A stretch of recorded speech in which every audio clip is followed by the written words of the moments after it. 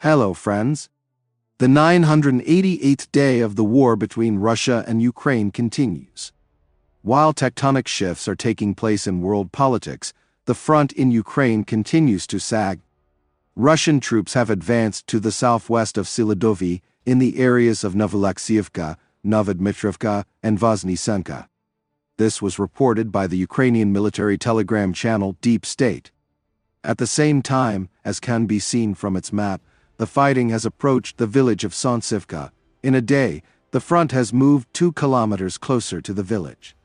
This is an important settlement, the capture of which opens the way for the Russians to the Zaporizhia-Kurakovy highway to the west of the Kurakovy reservoir. Ukrainian military officer Bonyatov reported that at night, the Russians had already broken through to Sontsivka, but were driven out of there in the morning. In his opinion, the enemy's goal is to reach Stary Turny from Sontsivka, near the reservoir to the west of Kurakovy. An officer of the Ukrainian armed forces with the call sign Alex also confirms that the Russians boldly reached Sontsivka.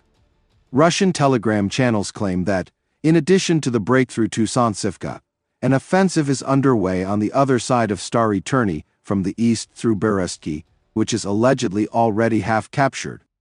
Ukrainian fighter Muchnoy reported today that the enemy was able to reach the railway track and that part of Berezki is already under enemy control. Russian telegram channels also announced the capture of Novoalexeyevka to the west of Siladovy today, publishing a video of the installation of a flag in the village. This was confirmed by the Ukrainian officer Alex. The Russians are also talking about the storming of neighboring Yurivka. It is important to understand that in this area, we are no longer talking about the Kurakovy direction, but about an offensive from Siladovy towards the Dnipropetrovsk region south of Pokrovsk. It is possible that there will be attempts to bypass Pokrovsk from the western side and continue moving towards the Dnipropetrovsk region. To the south of Kurakovy, the Russians are already 8 kilometers from the Zaporizhia-Kurakovy highway. A week ago, it was 11 kilometers. According to Deep State, they have advanced in the Maximivka area. At the same time, a Ukrainian fighter with the call sign Muchnoy writes that the enemy troops from the Maximivka side have already reached the village of Suhy and are fighting for it, which is already 6 kilometers from the said highway. The Ukrainian fighter also confirms the data of Russian telegram channels about the entry of Russians into the village of Uspanivka from the side of Trudovy. That is, on the southern approaches to Kurakovy, fighting has begun on the Suhy River and already in 2 areas. The river is a natural water barrier, on which it is more convenient to hold the line. But whether it will hold back the Russian offensive on Kurakovy, we will see in the coming days.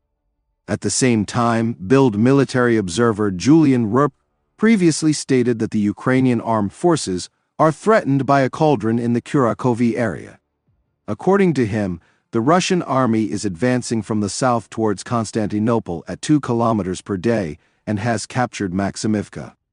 From the northeast, the Russians reached the shores of the Kurakovy reservoir last week, which threatens the Ukrainian armed forces with a large encirclement. The Ukrainian army will most likely avoid this threat by another large-scale retreat from about 20 settlements southeast of the village of Andriivka, Rupp writes. Russian and Ukrainian telegram channels are also writing today that the Russians have gone on the offensive in the Kursk region in several areas. According to Deep State, the day was difficult for the units of the defense forces in the Kursk region. The enemy resumed offensive actions on Pogrebki, Zeleny Shlak, Darino, and Suja. The situation is being clarified on the last vector, and the main pressure has been stopped in other areas. Of course, the Russians will not stop there and will try to carry out massive assaults with newly arrived units more than once, writes Deep State.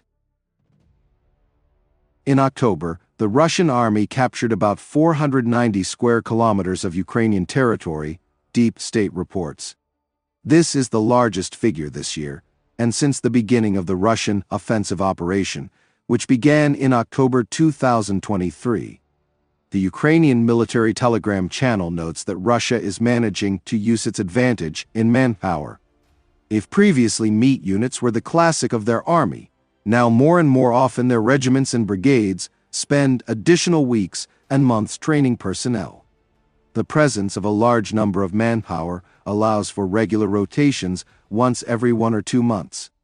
For us, rotating a brigade that has been in combat since February 24, 2022 can become a problem, and the newly created 150th Brigades are not even close to the level of those who were introduced into battle in 2023.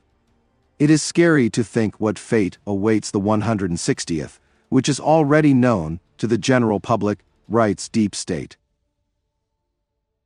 Meanwhile, Zelensky once again spoke out against a ceasefire in the war with Russia, believing that it is beneficial to Moscow. A ceasefire is a great model for Russia, Zelensky said at a press conference. He added that a ceasefire without security guarantees would mean the complete occupation of Ukraine. He also said that he believes in Trump's desire to quickly end the war, but this does not mean that this will happen. We have not yet discussed ending the war with Trump. We need more time, Zelensky said. As for the ceasefire, first a ceasefire, and then we'll see. A very terrible challenge to all our citizens. Who are you? Are your children dying? Are they dying there? These are called armchair experts, people who did not experience the war. Those who experienced it in books and movies are a different story. People who communicate with Putin but have never fought with him. This is analytics without a deep understanding of the war, Zelensky said at a press conference in Budapest. I will add on my own behalf, and I want you to understand this. Peace is elections. Elections are the loss of power. Friends, this channel exists solely thanks to your support. If you have the opportunity and desire to support the channel, I will be very grateful to you. Thank you very much and see you in the next video.